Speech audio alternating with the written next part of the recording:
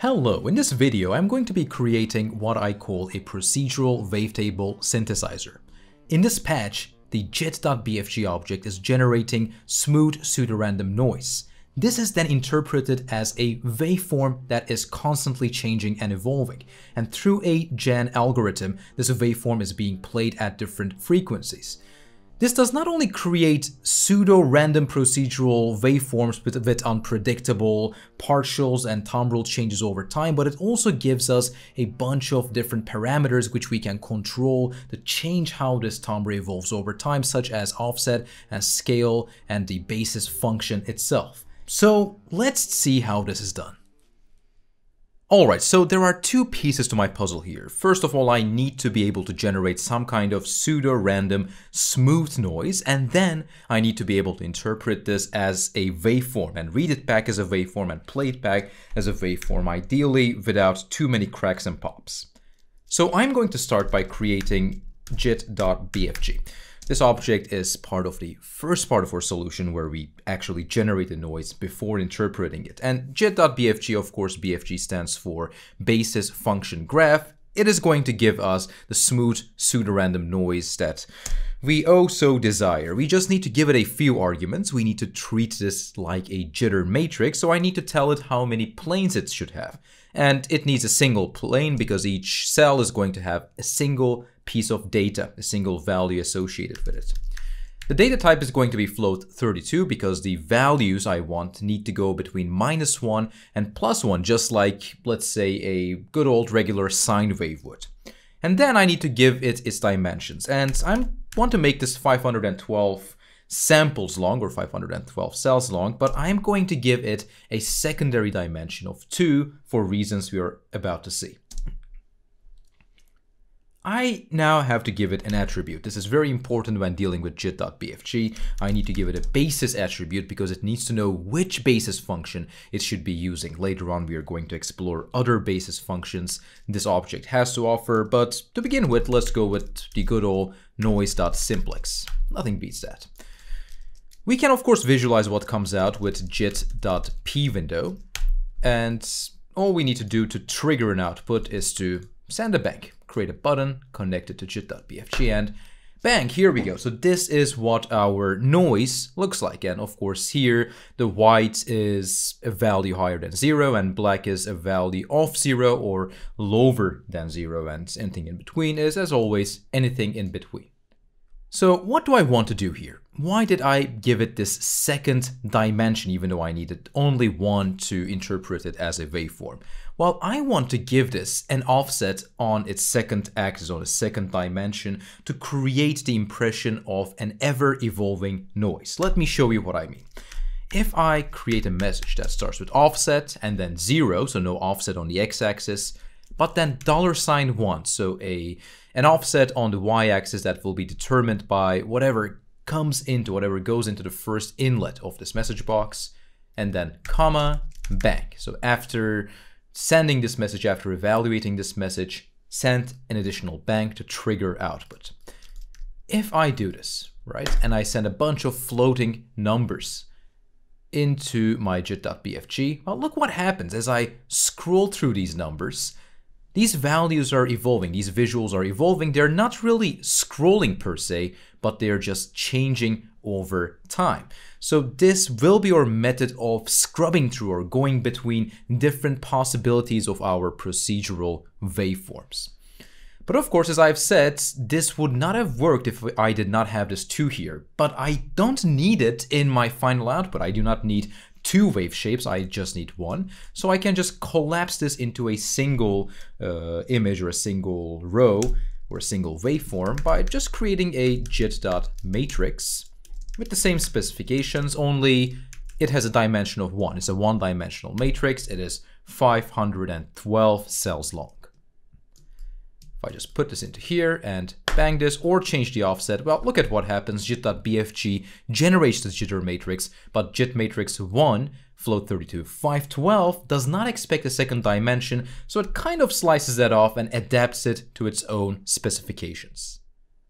this is exactly what I need. And I can further visualize this by using jit.cellblock. Right, I just need to connect the matrix and then just trigger it so the matrix is sent there. And you can see the values that this little guy here, this little matrix here contains. Minus 33, minus 0.33 I mean. And it kind of goes up and goes back down. And of course, as I change this offset, we're going to see that these values are going to change with them. And there are other cool things we can do with jit.bfg. For instance, I can also create a message that starts with scale $1, comma, bank. And this is going to be essentially our zoom in, zoom out factor. The more I increase scale, the more I will zoom out, giving me a wider variety of changes, wider variety of pseudo-random noise. And in a bit, this is going to let me control some cool parameters when we actually get to the synthesis part. Now, this is all good, but how do we load this up into a buffer? How do we load this up into an audio buffer? Well, I can create an audio buffer, right? So I can type in buffer tilde and I can give it any name I want. Let's call it procedural because, well, it is procedural. And because I want this buffer to be a very specific length before I fill it in with this jitter matrix information, I can give it the attribute samps and then type in 512. So this buffer should be 512 samples. Note, one sample for each cell in my matrix. I can also visualize my buffer by using waveform tilde with the attribute buffer name procedural. And of course, right now it is empty. This means that I have to fill it somehow with the information of my jitter matrix, and this is in fact very easy. I'm just going to use jit.buffer tilde, which is the same thing as buffer tilde. I can even give it a name just like my buffer tilde. I can even give it the same name. I can call this procedural as well, and this is going to work, right? I don't have any new error messages. These two are the same thing. They refer to the same buffer inside my computer's memory. The only difference with jit.buffer tilde is that I can essentially just send it a jitter matrix. And if its dimensions match the dimensions of my buffer, then it is going to be filled. So if I just send this jitter matrix once again, well, look at this. I have my waveform here. And if you know a few things about waveforms, you will notice that this is a bit clippy, as you might notice. It kind of gets sliced off here. And that is because, well, a buffer normally should have values between -1 and 1, especially if we are going to implement these as waveforms. But these values, well, sometimes they go lower than -1, and a lot of times they go higher than +1. And we can deal with this in a variety of ways using some internal mechanisms of jit.bfg, but I want to keep it simple and just use a few objects very quickly, such as jit.normalize. Jit.normalize is going to take a jitter matrix, and it's going to make sure that the highest value is 1 and the lowest value is 0 in the case of a float 3232 jitter matrix. So you see the visual is a bit different, the values are a bit different, and my resulting waveform does not dip below 0, but it also does not go above 1. So I can use another jitter object, jit.map, which is, let's say, a cousin of the scale object in good old regular Max, and I can give it the attribute map, and then I can input my specifications for the scaling. So I can say, all right, in this jitter matrix, the values go between 0 and 1, and I want these values to go instead from -1 to 1. And if I send the result of jit normalize to jit map, I think I will have what I need. Yep, this does look like a waveform. It does not clip as far as I see. I can kind of scroll through the possibilities, change the scale, and this buffer is going to react, or the visualization of the buffer is going to react in the same way. Fantastic. Now, I have my suspicions that this is not going to sound perfect, but let's try playing this because we do have our waveform loaded into a buffer, which means I can create some kind of playback environment, right? I can create EasyDAC, I can create live.gain tilde, for gain control. I can also create lemmy tilde with the argument 2 for very, very, very delicious peak limiting. And then I can use the wave object, right? Wave tilde is, well, it's a variable size wavetable. It will read a wavetable, a buffer containing the information for an audio wave, an audio waveform that we are going to play back. All wave tilde needs is the name of the buffer it is going to be using. In our case, that is called procedural. Right, so the output of it goes to live.gain. Of course, I don't think we are going to hear anything right now. Well, there is some flat signal, probably because of some other patches I have open, but we should not be hearing anything because we need to drive the readback of the drive how this wave is read, how it is read through wave tilde. And this is usually done with the use of a phasor, not phase group, but phasor tilde. Right, phasor essentially just generates ramps. It generates sawtooth waves. I can even visualize this with live.scope tilde. Let's just hook this up here, give a floating number representing frequencies to phasors. So 1 ramp per second. So 1, I don't know, sawtooth waveform per second. And this ramp is always from 0 to 1. And when this is sent to wave, it will essentially read this from beginning to end, where 0 correlates to the beginning and 1 correlates to the end. And if I change the frequency of this phasor, then it will read through my buffer faster, essentially performing wavetable synthesis. But I can also use this to just look at the waveform, right? So if I have a phasor with a frequency of 1, here it goes from 0 to 1, and you can see how the buffer is being read. So we can also use this as an LFO if we are so inclined. And look at this, when I change the buffer, even though there is nothing technically playing back, it does create some cracks and pops. So you can think of this as foreshadowing for what is to come, because we are going to encounter some problems regarding this. And in fact, let us try to play this. Let us set the frequency to something higher than 1 and see how it sounds.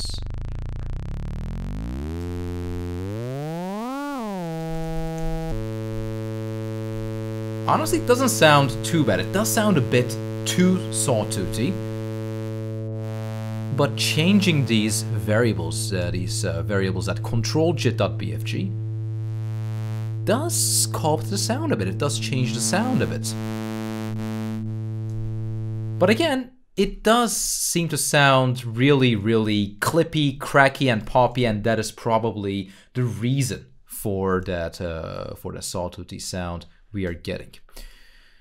All right, so what is causing the problem, right? So now is the fun part, now is the intermediate part, so better buckle up your seatbelts because we are going to gen land and eventually text-based coding land to solve this problem. But before all of this, let's actually consider what our problem is. What is causing these pops and cracks that is messing with the timbre of the sound?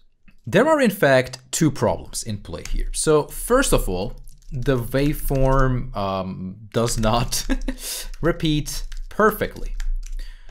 So what does this mean? Well, imagine that this is my waveform, and you do not have to imagine it. This is essentially my waveform, and imagine that this, well, repeats, right? And I'm starting here, and all of these sample values are, of course, the changes in air pressure that my ears are going to interpret it as sound, and all of these changes are, of course, gradual.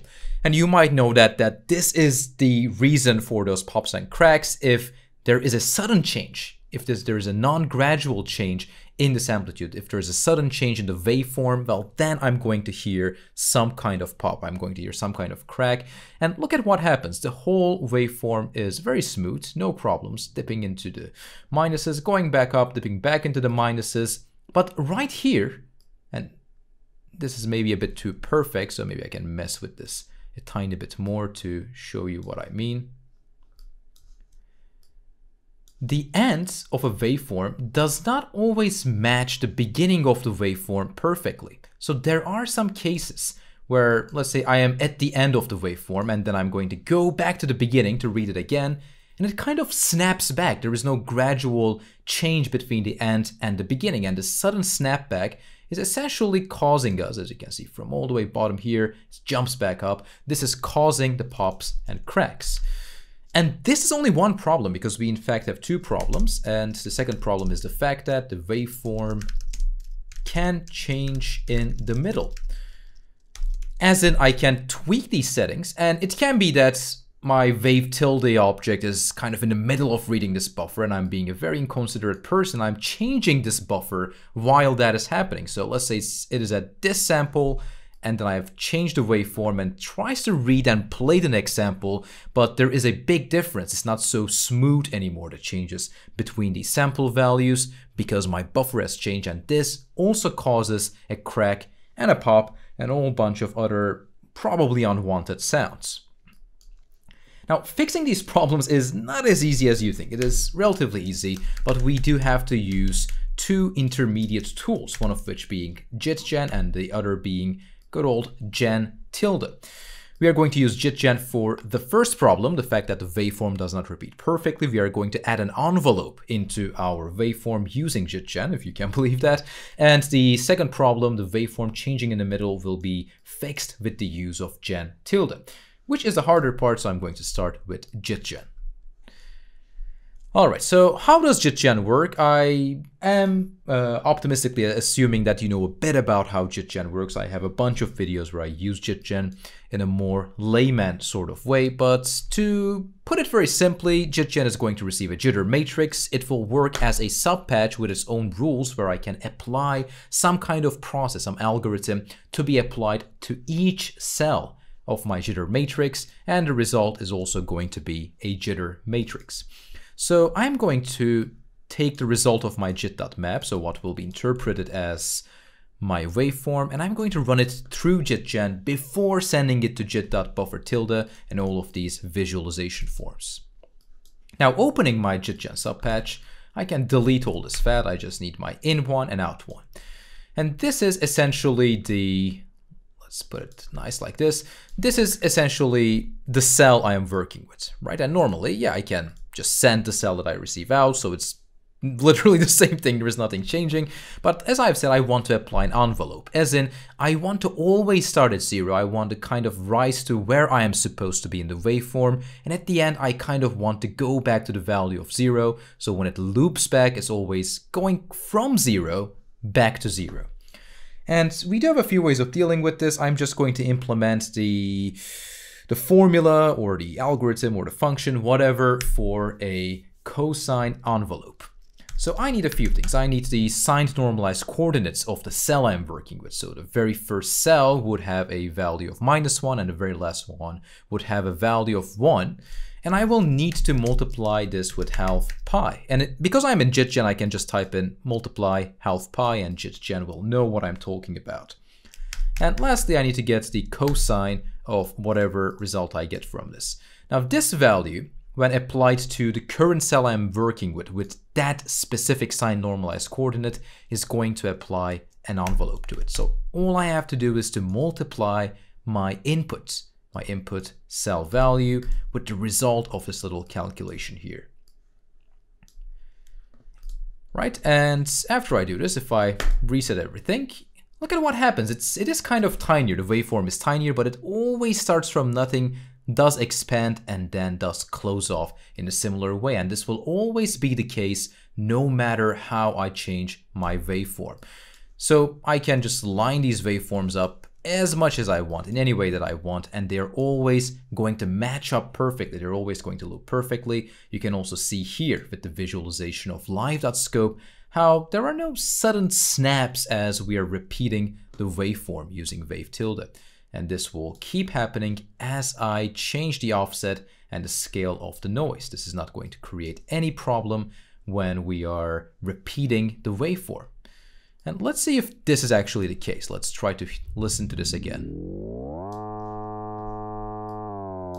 And maybe you'll notice that it sounds a bit less sawtoothy now.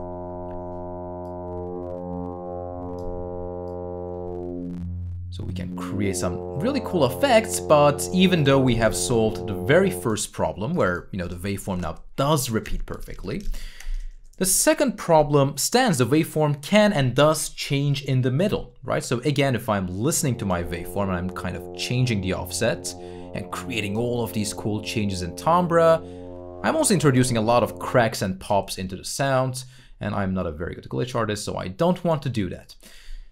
All right, now how to deal with this? All right, now this is the tricky part, right? This is where things get a bit more intermediate, because I'm going to be using gen tilde, and gen tilde is very much like jit.gen, as in it's going to receive audio signals and not jitter matrices, but it's going to apply whatever is inside the subpatch on each sample. So if I have a sampling rate of, let's see, 44,100, all of those samples, each individual sample in a second is going to be processed through this jit.gen patch. And I want to start by recreating this system with gen. I'm just going to stop my audio here, and I'm going to delete my phaser and my wave tilde objects, right? So my floating number is now going to go into the first inlet of gen, and the gen process is going to spit out some kind of audio that I can, again, visualize and play back in the same way. But what are we going to do inside? What are we going to do here? Well, when we are working with gen tilde, so the gen of the tilde variety, we can work with buffers, but then we have to create a buffer object inside gen, right? Notice that there is no tilde because everything inside gen tilde does deal with audio. We do not need to specify if an object deals with audio or not. We can just type in buffer and get on with our day. And in this case, I'm just going to give it the same name, procedural. Right, this is obligatory. This is necessary. This is the way that my my gen tilde patcher is going to know and refer to this procedural buffer outside of the gen patch. I need this right here. But other than that, I can do the exact same thing. I can create a phaser right here. The in one is going to be my frequency, so that can go into my phaser, and I can use wave again without a tilde, and then type the name of my buffer, procedural, and then the result of that can go into out one, which I imagine is going to be the exact same thing.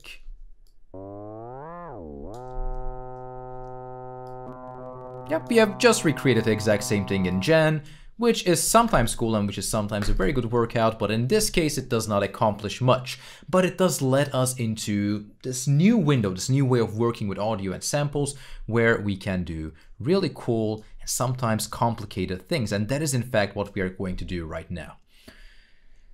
Oh boy, alright, let's see if I can describe what I need to do. So right now, my buffer can change as I'm reading it back.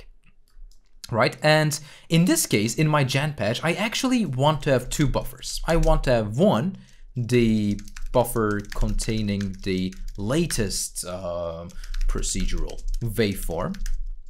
Right, let's call this buffer 1. We already have this called procedural, but then I want to have a second buffer. So buffer 2, the waveform, or the buffer containing, or just the waveform.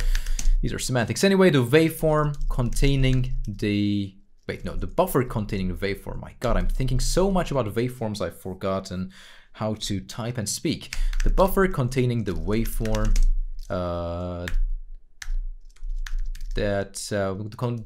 buffer containing the waveform which we are currently reading from. Does that make sense? The buffer containing the waveform which we are currently reading. Maybe it's a bit better. It's better English if I say the buffer containing the waveform from which we are currently reading. There we go. I think that's fantastic and perfect English that this gen patch deserves. Anyway, point being, I have my buffer here, but as I have said, if this changes in the middle, Wave is in the middle of reading that buffer, and this is going to cause some problems. So I want to create a secondary buffer. Or I want to create, let's say, a buffer readback that contains whatever my waveform was at the beginning of the reading of that waveform, right? And if my frequency is, let's say, 500, this is going to happen 500 times per second. But I just want it so I can read back from this buffer without worrying about if the buffer is going to change or not. So when the current waveform is read, when I'm done with the current waveform and I'm going back to the beginning to read the waveform again, then I want to peek into my procedural buffer, see how the waveform has changed, apply it onto readback, and then read it until the end before I go back and do the exact same process again. Which might sound a bit complicated, but trust me, it's not as complicated as you think. The complicated part is actually making this happen. Now, first of all, we are not going to use a buffer object. We are going to use something called data, which is described as a locally stored array of 64-bit values, but this is a very fancy way of saying this is a buffer that is exclusive to this gen subpatch, right? This is not referring to anything outside of my outside of my gen subpatch, and it's just valid here. I can write into this buffer, I can read from this buffer, but I cannot reference anything outside of my gen patch using this buffer. In this case, I will call this a data instead of buffer. And of course, just like my buffer, I can give it a name, so readback. And an optional second argument, in this case not very optional, is the length of this data, or length of this buffer in samples, and it was 512, just like the length of our original procedural buffer. In this case, I did not need to tell it the length because it is referring to something outside of the gen subpatch, so it already knows how long it should be. All right, so what happens if I now create a wave object with the argument readback and try to play this? I'm going to imagine literally nothing.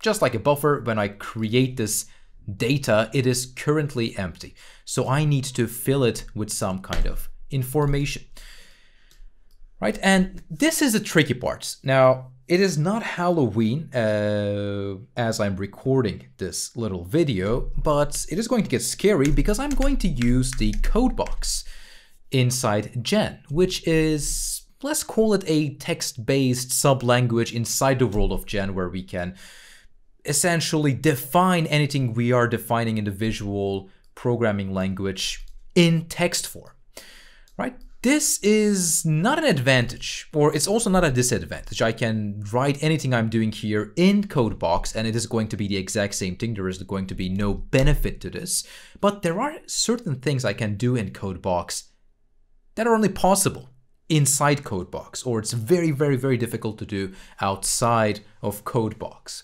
And what I want to do is one of those things. I want to take each sample of my procedural buffer and I want to copy that into my readback data buffer, right? Which means I need to go over this buffer sample by sample, take its value and then write it into the readback data buffer. And I want this to happen within the span of a single sample, right? Whatever sample I am at, I want this codebox to take everything in my procedural buffer and write it back in my readback data buffer. Okay, so I don't know if you watching this are comfortable with text-based programming or you have experience with it, but you might have heard of the term a for loop, right? Which is essentially telling a computer to do something a certain amount of times. And it has a very specific syntax: for, and then in parentheses, we need 3 statements, each having a semicolon at the end. So first of all, our initial value and its name. By tradition, this is I equals 0 and a semicolon. And then our stopping point. So which condition which condition do we stop? Or if which condition is false, do we stop? And here we can say if I is smaller than 512, we can continue, right? So if, well, maybe a better way of explaining is that this is a continue condition, as in if I is less than 512, you can go on. If I is more than 512 or equals 512, then stop doing and finish this loop. And then I'm just going to say I plus equals 1 and then a final semicolon. Meaning after you do whatever you do in this loop, add 1 to I and then do it again, and then add 1 to I and then do it again and again until this condition is false, until I is not less than 512 anymore. And after defining this, I just need some curly brackets, some curly braces, and then between these curly braces, I can type in my codes, what is going to happen. And we need to do 2 things essentially. We need to read from our buffer, and then we need to write whatever we have read into the data buffer. And disregard this error here right now, because I just went outside of the box to talk about 2 objects. Peek, which is going to let us read values from a data or an object, and poke, which is going to let us write values into a data/buffer object. And of course, any object, any operator in Gen can be used in codebox as a function, right? So let's say I want a new piece of data called current samp, my current sample value, which will equal this. I'm going to peek into procedural. I'm going to peek into the procedural buffer, and I'm going to look at the sample with the index I, right? I meaning whatever I is at that point in my for loop. At the beginning it's 0, then the second time around it's 1, and then 2, and then 3. So I'm essentially going to read all of these samples from beginning to end. After this statement, I put a semicolon, and then I say, let's see, I say poke. I give the name of the data or buffer I'm going to poke into, so which is readback, and then the value I'm going to poke into this data/buffer, which is what I have called current samp, and finally I'm going to give the sample index, so where exactly in this data/buffer I'm going to place this value, which is again going to be I. Right, I see that this is still giving me an error saying function call missing parentheses, though that should not be an issue, so I don't know what is causing this. Current samp equals peak, procedural I, maybe this semicolon here is going to fix it. There we go, that was the problem. So a rookie mistake, I have just forgotten to not type in a semicolon here. If I do that, that is actually a problem. I'm going to get this error function call missing, which does not really mean anything. That is helpful, but if I just remove this, if I don't have a semicolon at the end, then my for loop is going to work exactly as intended. So as long as this code box is inside my gen, each time a sample is processed inside this gen, I'm going to take the contents of my procedural buffer, I'm going to read it, and I'm going to write it into my readback data buffer. And I don't even need to connect this code box to anything. This code is just going to execute each time around, I believe. So if I run this again, we can hear once again our waveform. But you will notice that our problem is not resolved. We still have the exact same cracks and pops as we are working with this, even though we have implemented this entire code, right? And this is working as intended on each sample. Well, it's not that's not what I intended, but in this wrong kind of way, it is working as intended because I do have my procedural and readback buffers. Wave is reading readback, and readback is being updated per sample, and therein lies the problem. Right now, I have not given this codebox code any condition to run. This is running on each sample. So again, in our theoretical situation, while we are in the middle of the waveform and the waveform changes, well, on the next sample, gen is going to, or my gen code is going to replace the readback buffer with the contents of the procedural buffer. This is not something I want, so I need to put in a final check to see if we are at the very beginning of our waveform readback. If that is the case, if our waveform readback is at 0, then do this entire copying procedural buffer into the readback data buffer thing. Otherwise, do not do this. And here's how I'm going to handle this. I'm going to create an if statement, right? So if, then in parentheses, in1 equals 1, and then curly brackets. And inside these curly brackets, I'm going to have my code from before. All right, what does this mean? So in1 refers to whatever value goes into this first inlet, or the only inlet in this case, of codebox. Equals is just like in regular max, a comparison operator. So if whatever is coming here is 1, do this. Otherwise, do not do this. So I just need to be able to generate a single sample of 1 at the beginning of my waveform readback. If I can do this, then at the beginning, this process is going to take place. And in all other cases, if I am somewhere else in my waveform, I want to send a value of 0 or at least something that is not 1. And our phasor here comes quite handy because remember, this phasor goes from 0 to 1, and then at the beginning of the new waveform or the next waveform, it will go back to 0.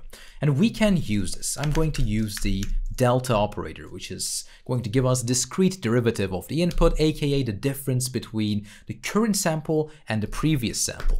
And since phasor is, essentially a ramp, on each step, I'm going to get a tiny value. The difference between the current sample and the previous sample is going to be a tiny amount, a tiny, very, very tiny positive number, I believe, because it's rising a very tiny amount each sample.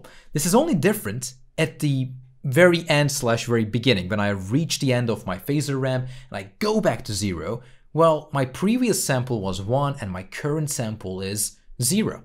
Right, so now the difference between these two samples is -1. I have gone from 1 to 0, so I have gone through a distance, or delta, of -1. So to make sure I catch some, some exceptions or some errors that might happen because of floating number inaccuracies, I'm going to use the operator less than 0. So I'm going to ask the result of this delta, are you less than 0? Is the value you're sending less than 0? If it is, and this will only be the case when we go from 1 at the end of the waveform of phasor back to 0, this is going to be 1.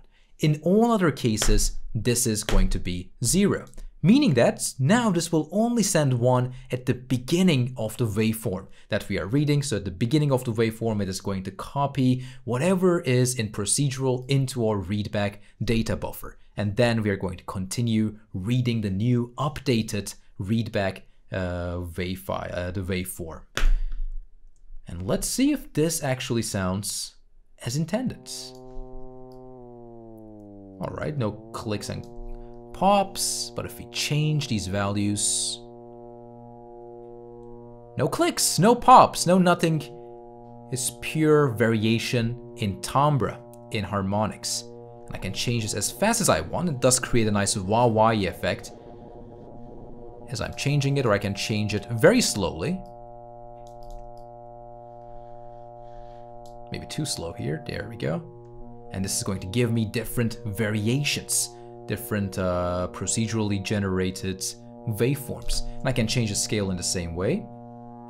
And you will notice that if I zoom out, I do have more ins and outs in my waveform, meaning that there are going to be more partials, so the sound itself is going to be fatter. And if I zoom in, so the waveform is simpler, well, it is going to be a much simpler waveform without any extra partials. So I already have 2 parameters I can play around with. But there's one more thing we can consider, which is the basis noise function, what I was talking about at the very beginning of this video, where I said, well, we can do something else in noise simplex. And indeed, we can click the inlet of jit.bfg, we can select basis here, and then we have this nice little object, which is essentially a drop-down menu that gives us a bunch of possibilities. And I want to point your attention to the noise and fractal families here. For example, we can use noise.distorted as our basis function. And you can see it gives us a completely different kind of sound, also completely different kind of visuals here. So changing the basis function itself changes which kind of waveforms get produced. We can also try, I don't know, noise.gradients, which you can see is a bit more simple, a bit more subtle. We can try Voronoi noise as the basis for a waveform. It's a bit more sawtoothsy, a bit more curved in the waveform, it seems. We can even try these fractal mono, fractal hetero, which is again going to give us a completely different kind of sound, timbre, and evolution over time as we are changing these parameters.